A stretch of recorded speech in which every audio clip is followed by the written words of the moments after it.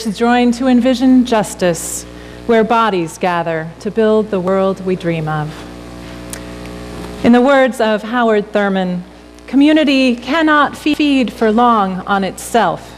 It can only flourish where always the boundaries are giving way to the coming of others from beyond them, unknown and undiscovered brothers and sisters. Whether you are known or unknown in this place, we are grateful for your presence here, for enlarging our boundaries so that we might become whole. Welcome. The Arabs used to say, when a stranger appears at your door, feed him for 3 days before asking who he is, where he's come from, where he's headed. That way, he'll have strength enough to answer. Or, by then you'll be such good friends, you won't care. Let's go back to that. Rice, pine nuts.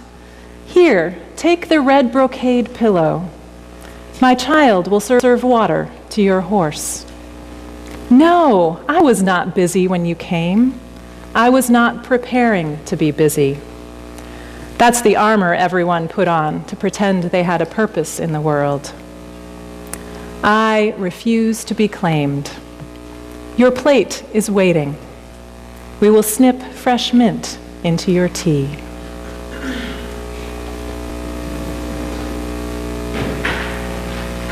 That vision of welcome and hospitality is one that we explore this morning as we consider our nation's current strife over immigration. May we take ourselves to that place of gracious, open spirit as we listen and gather this morning in worship and searching for that greater truth in which we can be one.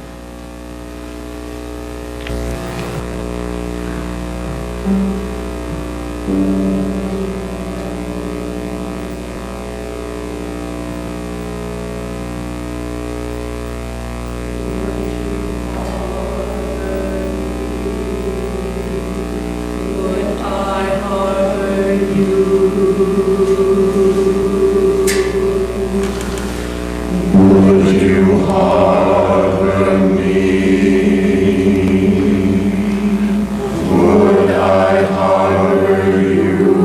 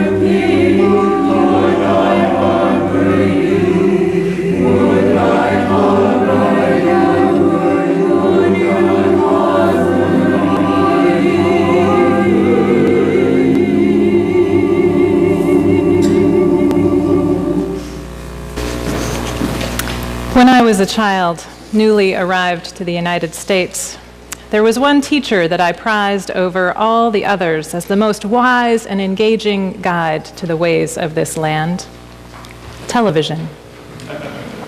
It was the late 1970s, and this meant that the television was full of lots and lots of images. Being American, I learned, meant a lot of things. It meant worshiping superheroes, encountering an old, cranky white man and his high-pitched wife as they lived lives of working-class charm. It meant wondering why the only show about black people who were poor was called Good Times. It meant saying, "Eh," and singing along to songs of families of talented kids, be they Brady's or Partridges. Nothing stayed with me, though, quite as much as the very short animated musical clips that were sandwiched between Super Friends and the Laugh Olympics on Saturday mornings. Schoolhouse Rock. My favorite run, honestly, the one that had me in tears more than once as a child who was not easily moved by Saturday morning cartoons, too, was called The Great American Melting Pot. It told the stories of the main characters' grandparents coming from Russia and Italy, and showed them getting off the boat and diving right into the American melting pot. The best, of course, was the chorus.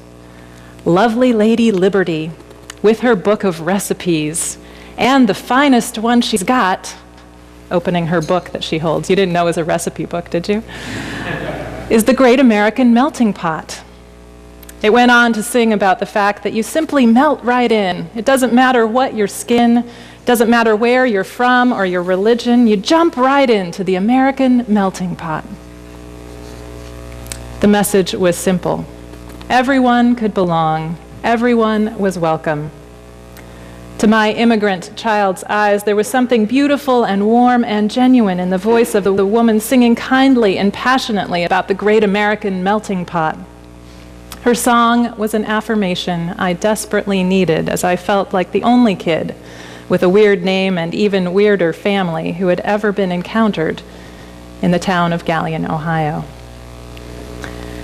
Everyone can belong. Everyone is welcome. You just melt right in. I guess the legislators in Arizona who passed Senate Bill 1070 last year weren't Saturday morning cartoon watchers in the 1970s. Jocelyn Hernandez has had a hard time melting right in.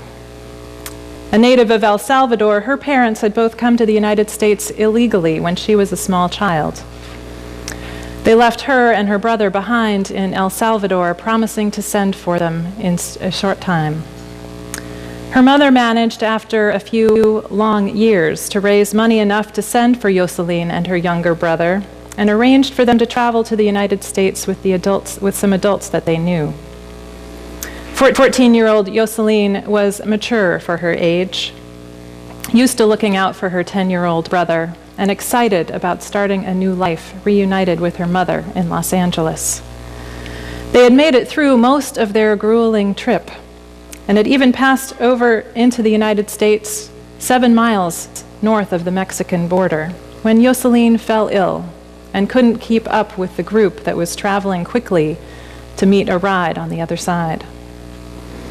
They couldn't afford to slow down at the risk of being caught by immigration officials, and Jocelyn insisted that her brother go with the group. "You have to keep going and get to Mom," she told him.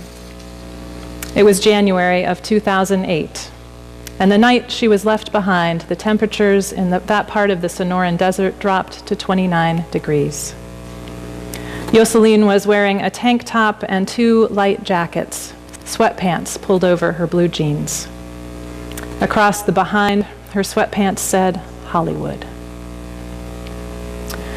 Her body was found sometime later by a volunteer for the humanitarian organization called No More Deaths, which puts out food and water in the remote desert in hopes of reducing the number of immigrant deaths.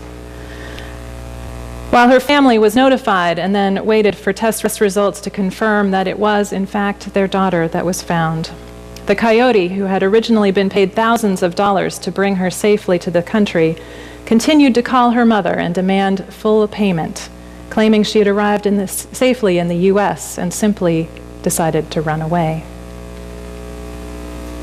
Give me your tired, your poor, your huddled masses yearning to breathe free, the wretched refuse of your teeming shore. Send these, the homeless, tempest-tossed, to me. Emma Lazarus's poem wasn't national policy, but in the middle of the 19th century when it was written, it captured a sense our nation had of itself, a place where people could come with their brokenness and walk through a golden door of new opportunity. Jocelyn was just one of our contemporary huddled masses yearning to breathe free that arrive at our borders every year.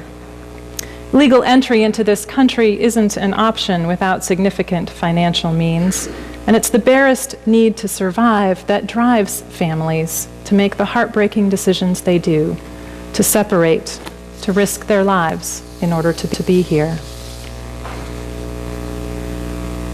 Melting pot, golden door, open arms. They've turned into barbed wire fence, impermeable wall, staring down on the barrel of a gun. Most folks on the center of this issue will say that they have no problem with legal immigrants. It's the folks who come already breaking the law that they have a problem yet. But yet throughout human history, it's been the need for survival and the desire for a better life that's driven us to move across borders, regardless of laws. Each of us, in some way, owes our survival to the courage and fortitude of ancestors who were willing to do whatever it took to make a decent life for themselves and their children. At our Thanksgiving celebrations every year, we honor the stories of people who came to this nation without respect for the laws or ways of peoples of this land. Folks who believed they had a right to make a new life for themselves and who had investors backing their voyage into potentially prosperous new territory. When we make a visit to Plymouth Plantation, we hear stories of the bravery and hardships of those pilgrim settlers, and our hearts are tugged by the tales of the children who died that first harsh and hungry winter in Massachusetts. It's become part of our national story and identity to believe this was a noble way to enter into a new land they believed was the promised land. Those who trace their roots back to more recent waves of immigration have similar stories of great-grandparents who were coming from desperate poverty and willing to do anything to make it in this nation. They're celebrated for their fortitude, whether their passage was legal or not. But in fact, the golden door has become narrower and narrower for legal immigration over the last 30 years, and certainly over the last 10. None of those ancestors, I believe, were driven by any greater desire than the one that has people risking their lives by the hundreds at our borders today.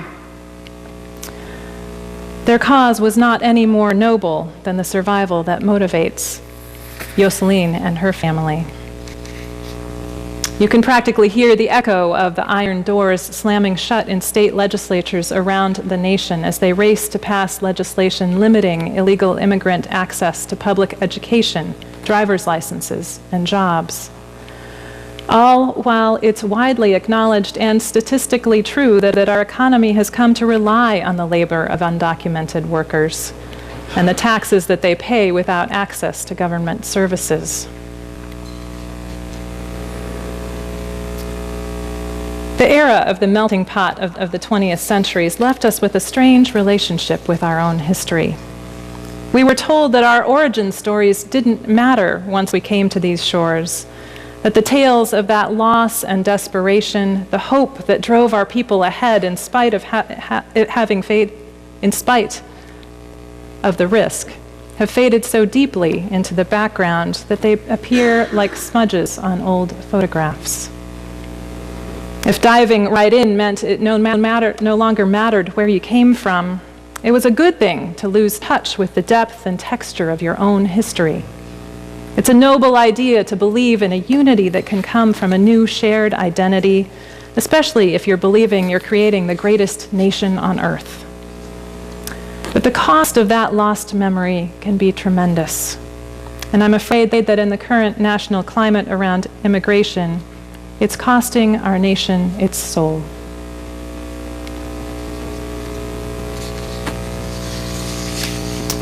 The problem, as we've identified it, is people who want better lives for their families. The solution, we've decided, is to keep them out, lest they threaten our way of life. Now, nobody wants to be somebody who doesn't want people other than themselves to have a better life, right? So we say it's the law that we need to fix. And it is. But what we've decided is what we need to do is to enforce the laws, to make them tougher, to crack down on the folks who are breaking them. But I wonder if somewhere in the midst of it all we've lost our way, profoundly lost our way, lost our ability to look deeply at who we are and understand in our own stories the journeys of those who could continue to come seeking freedom, seeking prosperity, seeking new life here. What if we were to sit deeply with the fact of our own identities? All of us descended of immigrants, many of us descended of immigrants who did not willingly come to these shores, or of indigenous people whose land was taken forcibly by those immigrants.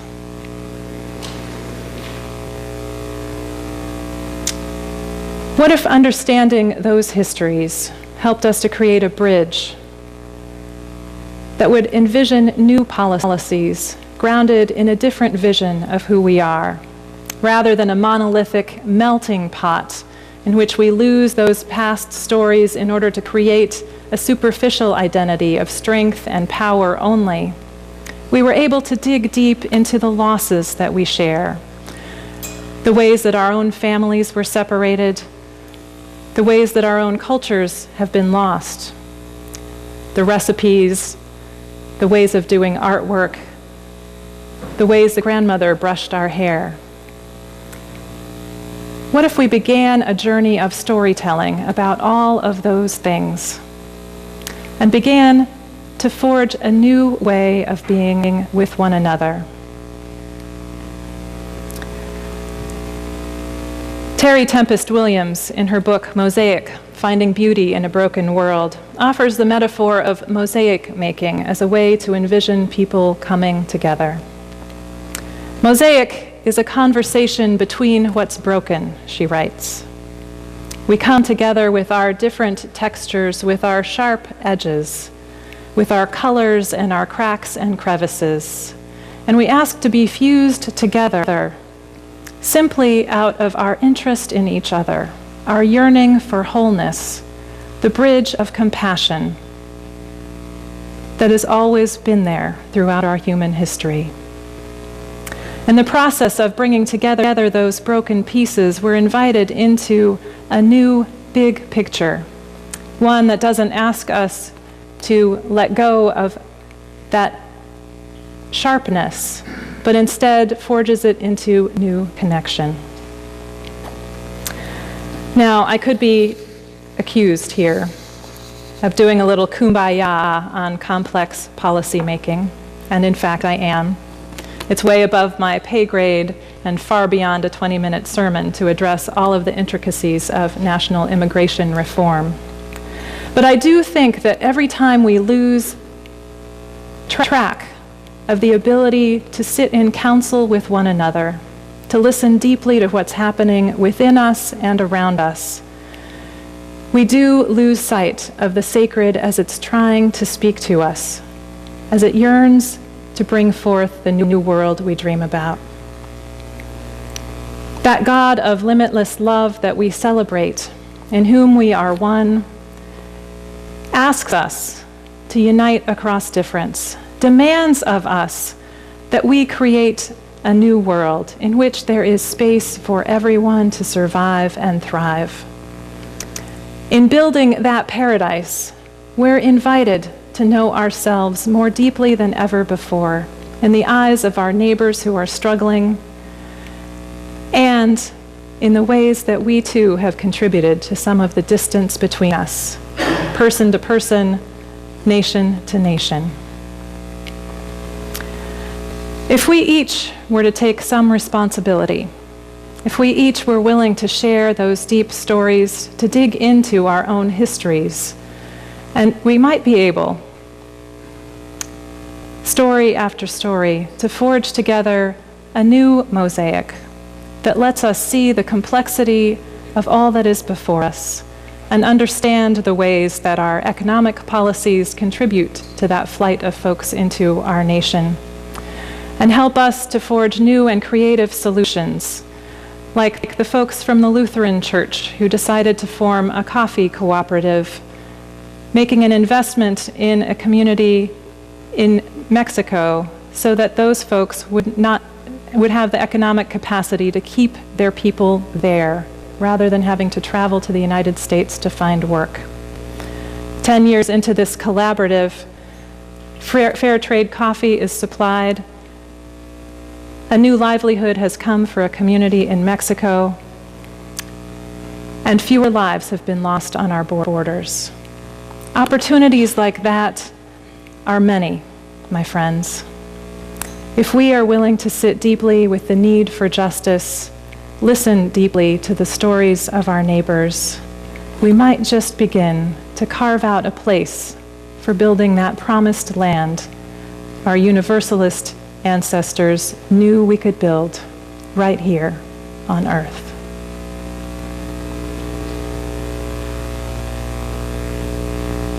Let's go back to that. Let's snip fresh mint into one another's tea. Let's let ourselves know one another until we no longer care what differences divide us, but want to hear the stories because we're of interest to one another. Amen.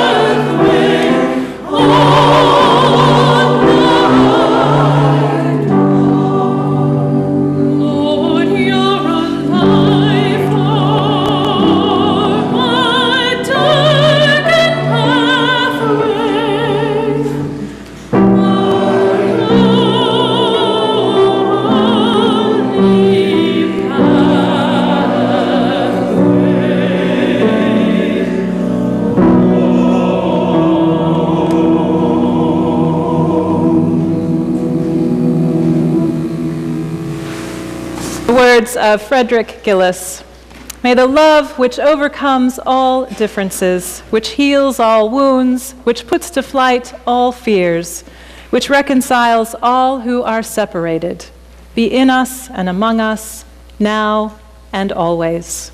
Let us live that love. Let us take our broken pieces and fuse them together with compassion, now and always. Go in peace.